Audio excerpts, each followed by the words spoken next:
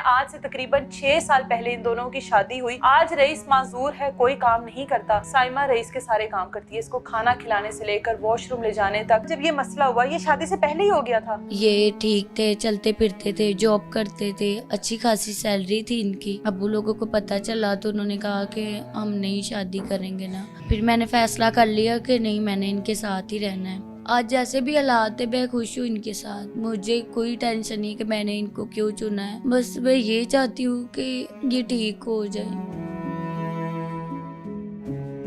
4 साल से ज्यादा बिल्कुल बेड पे पड़ गए। ये देखिए, इनके हाथ देखे सीधे नहीं होते, ना ये खुद से चल सकते हैं, ना ये खुद से वॉशरूम जा सकते हैं, ना मेरे बच्चों को ये खुद से उठा सकते हैं। मैं खुद से मतलब कि तंग आ जाता हूँ। मेरी जिंदगी एक इस तरह हो गई है कि जिस तरह एक इंसान जेल में नहीं होता, कभी कभी दिल चाहता है कि बस अपने आप को कर दूं, मगर जब इनकी तरफ देखता हूँ, इसने मेरे लिए बहुत बड़ी कुर्बानी दी है।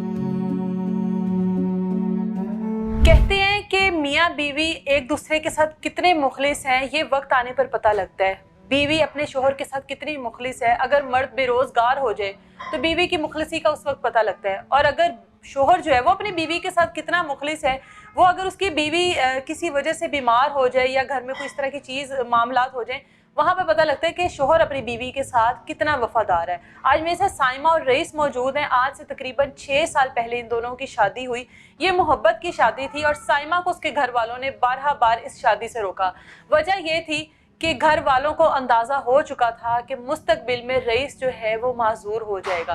बेटी के बेहतर मुस्तकबिल के लिए, बेटी को इस चीज़ से बचाने के लिए हर मुमकिन कोशिश की, लेकिन ये मोहब्बत करती थी रईस से। दोनों कज़न हैं एक दूसरे के, और मोहब्बत ऐसी थी कि उस मोहब्बत को निभाते निभाते मैं ये कहूँगी कि साइमा ने अपनी पूरी की पूरी ज़िंदगी रईस के लिए कुर्बान कर दी, रईस के ऊपर वक्फ कर दी। आज रईस माजूर है, कोई काम नहीं करता।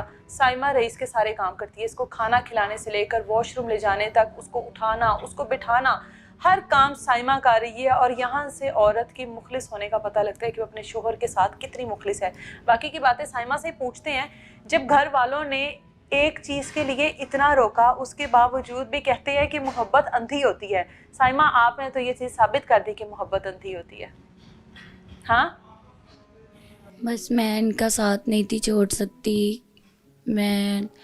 हमारा एक अच्छा रिलेशन था, अच्छा वक्त गुजरा हुआ था, तो मैं इनका साथ नहीं छोड़ सकती थी बीमारी में।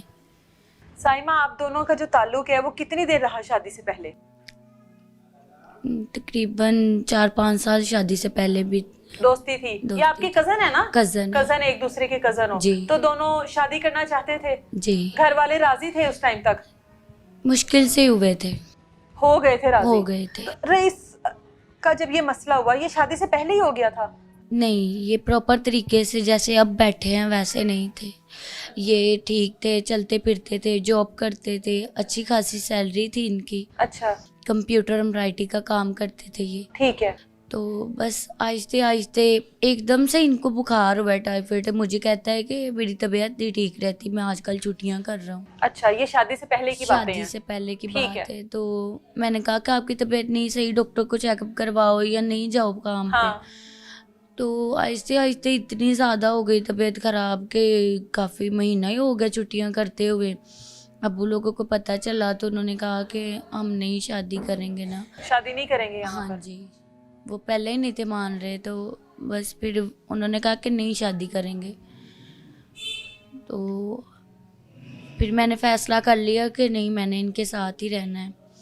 फिर हमने कोर्ट मैरिज कर ली थी। अच्छा, घर छोड़ दिया था आपने? हाँ जी। अच्छा, रईस इनके के लिए। साथ शादी कर ली? जी। घर वाले मिलते? मामा मिलती है। कितने सालों बाद मिलना शुरू हुई? पापा की डेथ पे मिले थे, 2-3 साल हो गए। पापा नहीं मिले अपनी जिंदगी में फिर आपसे? जब उनकी डेथ होने वाली थी, बहुत बीमार थे, तब 1-2 दिन पहले मैं चले गई थी। अच्छा, मिले थे? जी। पापा क्यों खिलाफ थे? इसी वजह से कि अब बेरोजगार हो गया या माजूर हो गया, इस वजह से? छोटी थी ना घर में सबसे, तो इसलिए वो नहीं थे, चाहते थे कि मेरी बच्ची की ज़िंदगी ख़राब हो या कुछ भी। मगर इनका भी कोई नहीं है। मैं इनको कुछ ऐसे, इनके साथ दिल से इतनी अटैचमेंट थी कि नहीं थी रह सकती इनके बगैर। लड़कियां तो आजकल शादी के बाद अगर कोई इस तरह के हालात हो जाए तो छोड़ देती हैं कि अब शोहर किसी काम का नहीं रहा, ये कुछ कमा कर नहीं लाएगा। आपने तो अपनी ज़िंदगी का इतना बड़ा फैसला उन हालात में किया जब आपके पास एक बेहतर मुस्तकबिल का मौका था।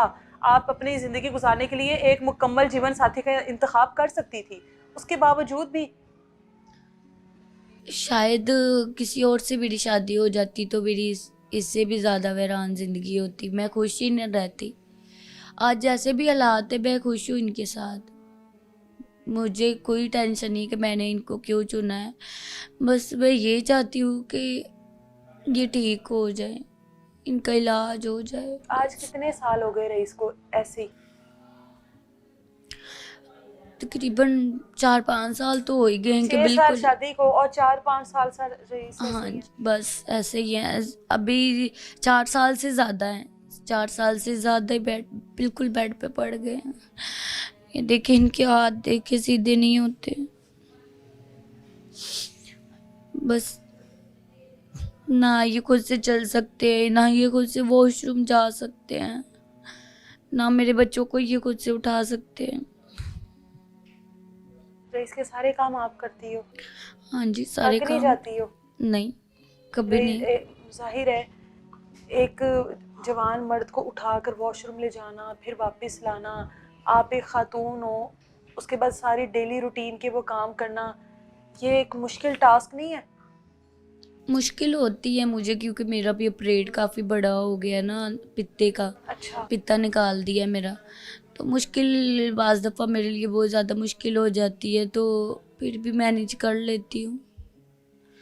अल्लाह पे उम्मीद लगा के बैठी हूँ मैं कि कोई वसीला बनेगा कि ये इनका इलाज हो जाए। इनका इलाज मुमकिन है? इनका इलाज मुमकिन है मगर इधर नहीं है, इधर नहीं है। पाकिस्तान में नहीं है, बाहर बाहर इसका इलाज है।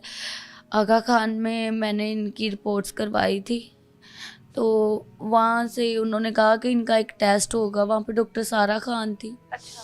वो कहती थी कि इनका टेस्ट होगा तो जिससे हमें पता चल सकता है कि शायद पाकिस्तान में भी हो सकता हो, मगर अभी वो कहते हम नहीं कह सकते कि इधर है इसका। और उसके बाद आप गई भी नहीं? नहीं, उसके बाद हम गए नहीं है, गुंजाइश नहीं पड़ी ऐसी कि मैं इनको फिर कराची लेके जाऊँ। कराची लेकर गई थी? जी। रईस के पास माइक करो। रईस मुझे ये बताओ, ये कभी खुद नहीं हो जाता कि यार ये अच्छी भली लड़की, इसने अपनी पूरी ज़िंदगी मेरे ऊपर वक्फ कर दी है, ये एक कुर्बानी ही है, मैं तो इसको कुर्बानी ही समझती हूँ? हाँ जी मैम, बस कभी कभार ये होता है कि मैं खुद से मतलब कि तंग आ जाता हूँ, क्योंकि मेरी ज़िंदगी एक इस तरह हो गई है कि जिस तरह एक इंसान जेल में नहीं होता कि मैं घूमने फिरने वाला था, जॉब करने वाला था, बाहर जाने वाला था, यार दोस्तों में घूमने वाला था, मगर अब 4 साल हो गए हैं कि मैंने एक कमरे में इस तरह एक जेल की तरह ज़िंदगी गुजार रहा हूँ। कभी कभी दिल चाहता है कि बस अपने आप को कर दूं, मगर जब इनकी तरफ देखता हूँ, इसने मेरे लिए बहुत बड़ी कुर्बानी दी है, तो रो पड़ता हूँ, सारी सारी रात जागता रहता हूँ, सोचता रहता हूँ इसे जब देखता हूँ काम करते या करते हुए। मगर अपने आप पर भी अफसोस भी होता है, मगर मुझे ये पता नहीं था कि ये बुखार या इस तरह मेरी ज़िंदगी को ख़राब कर देगा। मगर मुझे नहीं पता चला कि ये मेरे साथ क्या हो गया। बस ऐसे एक नॉर्मली बुखार हुआ है, तो बस वही बुखार बिगड़ गया। बस हम लोग एक दूसरे से प्यार करते थे, तो साइमा को मैंने समझाया, अभी ये भी किया, मैंने बोला मैं नहीं, अभी मतलब कि इस तरह मुझे फील होता है। मगर वो आपकी बात आपने की, मोहब्बत अंधी होती है, तो बस शायद हमारी किस्मत में ये था, या शायद अल्लाह ताला की तरफ से हम पे कोई आज़माइश है, तो देखें। बस इसीलिए मैं मीडिया पे आया हूँ कि मैं रिक्वेस्ट करना चाहता हूँ हुकूमत पाकिस्तान से भी, अगर ये मुझ पे मुसीबत आई है, मैं नहीं जॉब कर सकता, मेरे बहन भाई मेरा कोई साथ नहीं देते हैं, कोई बहन नहीं, कोई भाई नहीं है, कोई रिश्तेदार रिलेटिव कोई भी नहीं है मेरे साथ, सिर्फ एक साइमा, मैं और मेरे बच्चे, तो मैं किस तरह कहाँ से करवाऊँ अपना इलाज? कब तक ये मेरे साथ इस तरह मतलब कि करती रहेंगी? कपड़े सिलाई कर लिए, पोनियाँ बना ली, या कोई बहन भाई, कब तक हमारी ज़िंदगी इस तरह रहेगी?